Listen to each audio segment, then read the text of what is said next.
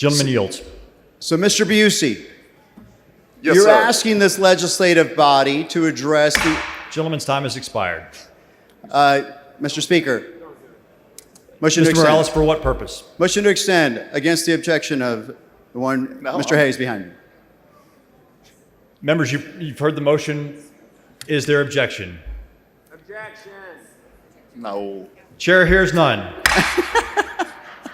Gentleman's time is extended. Mr. Bucy, quickly, Yes, your sir. amendment is actually asking this legislative body to address the issue of, on the right, you're asking us to make a decision between millionaires and billionaires, and on the left, with the middle class, and stand behind with the middle class and those low-income earners. Is that correct? That is correct. Look, And- go ahead. $160,000. If you make under that, then you would still be eligible if you put this amendment on. We're saying those that make over 500% of the federal poverty level, let's not extend this right now. Let's not do that. Let's take them out. Let's not get to that bucket. Let's serve those that truly need it, which we have been told over and over and over that that's what the people want from this governor. Let's meet them. The governor said we can't go to a vote, fine.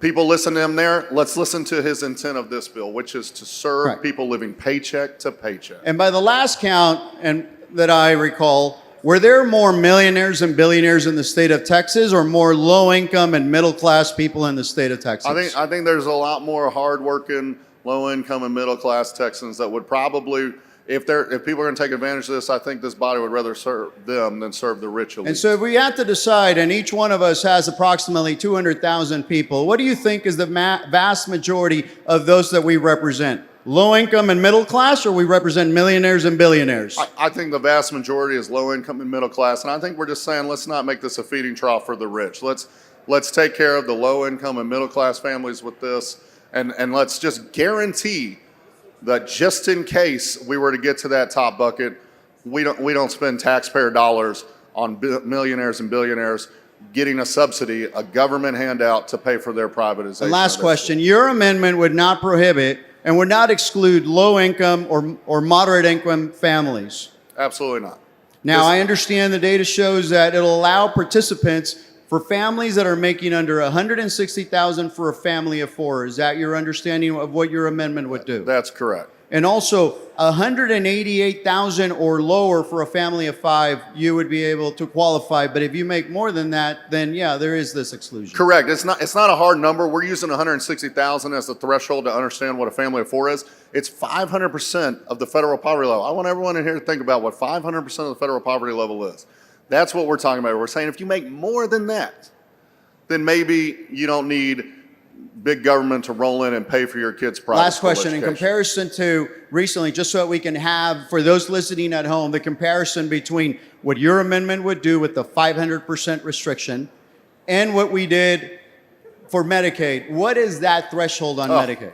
I mean, I think I have that number here. It's staggeringly different. When we look at what we do for Medicaid, family of four, it's, let me find the number here, unless you have it in front of you, Representative, but it is shocking. I understand that it's 42,768.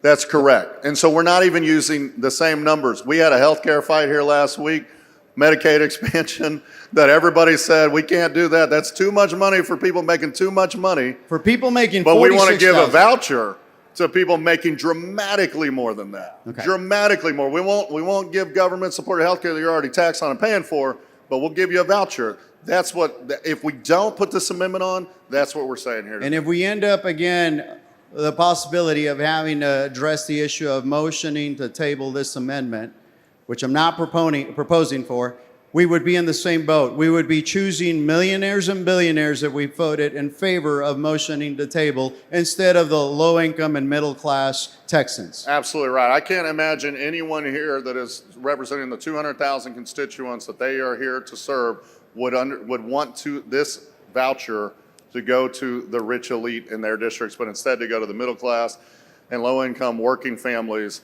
that they serve. So I think I would expect that we would take this as an up and down vote, not a motion to table, and that we would be able to pass this unanimously, accepted by the author, to ensure that the intent of the governor to serve families living paycheck to paycheck is truly served by this bill. We can all do that, friends. Friends and colleagues, with this amendment, we can live up to the words of the governor and make sure that we're ensuring that only the families living paycheck to paycheck are struggling even more are the ones that get to take advantage of this. Let's serve our constituents with this. Let's not serve the rich elite with this. I appreciate your input. I appreciate your hard work on this amendment. I know that you have visited House District 74. I know that you have a place out there also. I know who you know I represent, and that you're standing up with this amendment for those low-income and middle-class folks that I represent in House District 74, and I applaud you for those efforts. Sir, Mr. Bucy. Thank you have the second prettiest district in Texas. Thank you. Thank you, sir.